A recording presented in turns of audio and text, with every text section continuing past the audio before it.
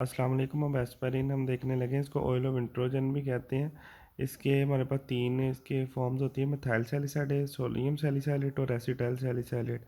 5 से 10 ग्राम इसकी फेटल डोज होती है। मैकेनिज्म ऑफ एक्शन में ये रेस्पिरेटरी अल्कलोसिस कराता है, मेटाबॉलिक एसिडोसिस कराता है और कोक्स इनहिबिटर होता है।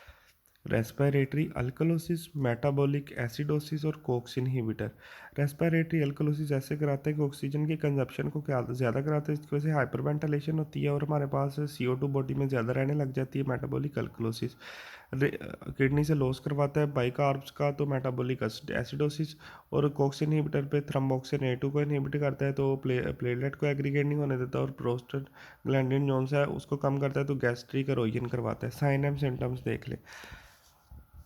जीआईटी में जाएगा सबसे पहले जीआईटी की इरिटेशन, किडनी में प्रोटीनोयूरिया, ग्लाइकोसूरिया, सीएनएस में सैलिसाइलिज्म जिसमें हमारे पास sinusitis, tinnitus, nausea, vomiting, hallucination and कन्वुल्जन।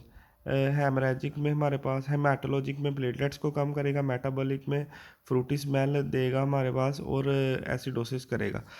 हमने उसके बाद हम शुरू से अब देख लेते हैं जी। इसके mechanism of action, respiratory alkalosis, metabolic acidosis, Cokes inhibitor. और वहाँ से आपने रखना है कि हमारे पास साइनस सिम्टम, जीआईटी में इरिटेशन कराएगा, रेनल को किडनी को डैमेज कराएगा, सीएनएस में सैलिसाइलिज्म करवाएगा, उसके बाद मेटाबॉलिक एसिडोसिस फिर से करवाएगा और फ्रूटी स्मेल होगी, और हमारे पास हेमाटोलॉजिकल में प्लेटलेट्स को कम करेगा। उसके बाद आ जाते हैं जी पोस्टमार्टम। यहाँ पे जीआईटी की इरिटेशन करा रहा था तो हेमरेजिक गैस्ट्राइटिस कराएगा और स्टमक पे हमें एस्पायरिन नज़र आएगी। पहला पॉइंट, कुछ पीपल को स्किन पे रैश करवाएगा। उसके बाद प्लेटलेट्स को क्योंकि कम करवाता है तो हमारे पास सब पेटिकल हेमरेजिस करवाएगा, पेरिकार्डियल कैविटी में और पेरिटोनियल कैविटी में भी। लंग्स का ओडीमा, लंग्स और ब्रेन का ओडीमा करवाएगा, ठीक है। उसके बाद हमारे पास क्या था जी, पहले जीआईटी में क्या है, ऊपर जीआईटी की इरिटेशन कराई, नीचे पोस्टमार्टम में जीआईटी का है गैस्ट्राइटिस करा दिया। ऊपर हमारे पास किडनी में जो सा वो प्रोटीनोयूरिया ग्लाइकोसूरिया करवा रहा था, यहाँ पे प्रोटीन में रेनल ट्यूबुलर नेक्रोसिस करवा देगा। स्किन की रैश वैसे ही याद रखनी है। ऊपर हमारे पास जी हेमाटोलॉजिकल में प्लेटलेट्स कम करा रहा था, यहाँ पे स्टपेटिकल हेमरेजिस करवाएगा। उसके साथ हमारे पास oedema of lung and brain कराएगा। एमएलसी इंपॉर्टेंट इसकी क्या है, होमिसिडल में ये सुसिडल की तरफ यूज़ होता है, होमिसिडल की तरह रेयर यूज़ होता है। बच्चों में अगर वो डोज ज़्यादा खा ले तो राई सिंड्रोम करा देता है।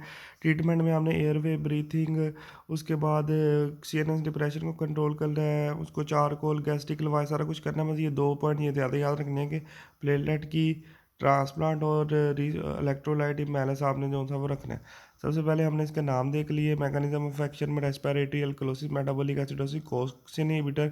सिम्टम में जीआईटी इरिटेशन, पोस्टमार्टम में है उसी का हेमरेज करवा रहा है। किडनी में यहाँ पे प्रोटीनोयूरिया, यहाँ पे किडनी में रेनल ट्यूबुलर नेक्रोसिस, सीएनएस का यहाँ पे सैलिसाइलिज्म।